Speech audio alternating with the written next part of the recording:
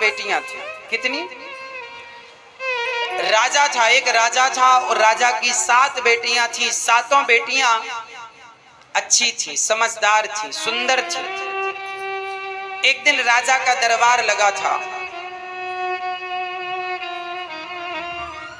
राजा ने अपने मंत्रियों से पूछा, मंत्री बताओ तुम किसका खाते हो? मंत्री ने कहा, सरकार हम आपका खाते हैं। प्रजा से पूछा राजा ने, तुम किसका खाते हो? प्रजा ने कहा, मालिक हम आपका खाते हैं। राजा को बड़ा घमंड था, अरे मैं सबका पालनहार हूं, मैं सबको खिलाता हूं। राजा ने अपनी पत्नी से पूछा, तुम किसका खाती हो? पत्नी ने कहा, सरकार हम आपका खाती हैं। बड़ी बेटी से कहा, बेटा तुम किसका खाती हो? पिताजी आपका। दूसरी से कहा, तुम किसका? पिताजी आपका। तीसरी से पूछा, पिताजी आपका। चौथी से, पिताजी आपका। पांचवी, छठी, 7वीं बेटी से पूछा, बेटी तुम किसका खाती हो? उस बेटी ने बिल्कुल सही उत्तर दिया, पिताजी मैं तो भगवान का दिया अपने भाग्य का खाती हूँ, ईश्वर का दिया अपने भाग्य का, जो मेरे भाग्य में है, जो विधाता खिलाएगा खाऊंगी। पिता को बात बड़ी बुरी लगी कि मेरी बेटी ऐसा कह रही है। उस पिता ने बेटी का विवाह, 6 बेटियों का विवाह तो अच्छी जगह किया राजकुमारों के संग, लेकिन 7वीं बेटी के लिए मंत्री से कहा, जाओ इसके लिए ऐसा दुल्हा ढूंढ के लाओ जो अपने पांव से चल भी ना पाए, गरीब हो, खाने के 2 रोटी की भी व्यवस्था ना हो। जंगल में एक लकड़हारा था, लकड़ी काटने गया। अचानक उसे कोई रोग हो गया। वो जंगल में ही कई दिनों से भूखा प्यासा पड़ा था और दुबला पतला हो गया, मरने वाला था, 2-4 दिन में मर जाएगा। मंत्रियों ने बताया, महाराज जंगल में एक आदमी मिला है, बिल्कुल दुबला पतला, मरने की स्थिति में। राजा ने कहा, उसी से मेरी बेटी का विवाह करो, छोटी का। उसने कहा ना कि हम भगवान का दिया, देखते हैं इसको भगवान क्या देते हैं। हम तो देखो अपनी बेटियों का विवाह राजा महाराजाओं से किया, महलों में रह रही हैं, अब देखता हूं कि इसका भगवान इसे क्या देता है। छोटी बेटी का विवाह उस पिता ने उस लकड़हारे से कर दिया जो मरने वाला था, बीमार था, कोई नहीं था, गरीब, अब लकड़ी काट के गुजारा करने वाला। मैया को जगा दो, सुन ले थोड़ा सा। मेरी माँ 7 दिन सोगी, मुझे पता है। 2-2 बजे तक पंचायत करती हो, 2 बजे तक, और दिन में सोती हो कथा में।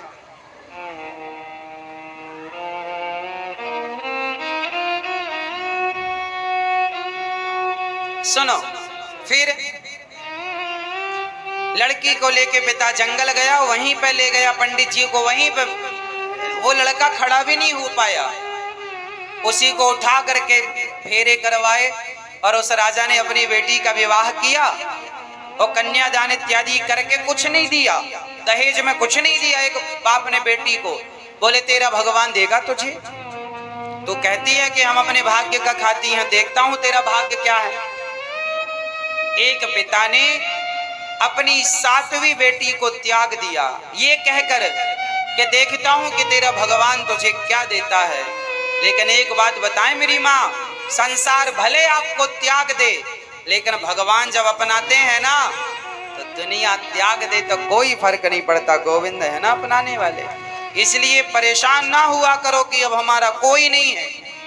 हैं जिनके नाच जगन्नाथ हो, वो कोई अनाथ नहीं हो सकता। सबके नाच, सबके नाच, नाचों के नाच जगन्नाथ, इसलिए उनके होते हुए कोई अनाथ। इसलिए वो लड़की, अब तो पिताजी चले गए, सारी फौज चली गई, जंगल में अब 2 लोग रह गए, एक लकड़हारा और एक राजा की 7वीं बेटी। दोनों पति पत्नी के रूप में हैं। उस स्त्री ने देखा, सातवीं बेटी ने देखा कि मेरा पति तो चल भी नहीं पाता। उसने पूछा अपने पति से, आपको क्या बीमारी है? उसने बताया कि मैं जंगल में आया, पता नहीं पेट में क्या हो गया, मैं चल भी नहीं पाया और पानी देने वाला भी कोई नहीं बचा।